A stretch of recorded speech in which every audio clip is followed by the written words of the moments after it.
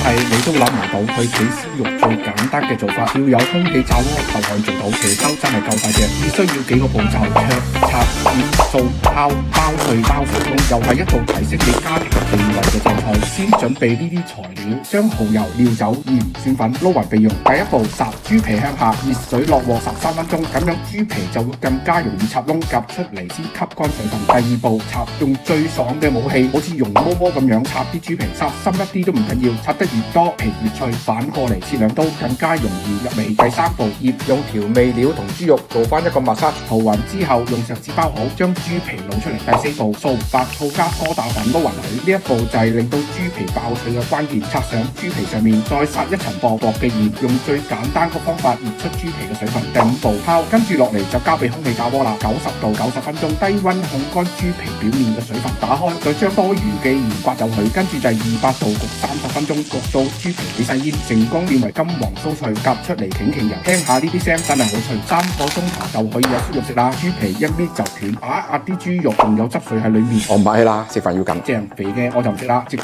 食都得。如果中意可以加啲白糖，又係另一番風味。快啲收藏好，等假日做出嚟。小紅書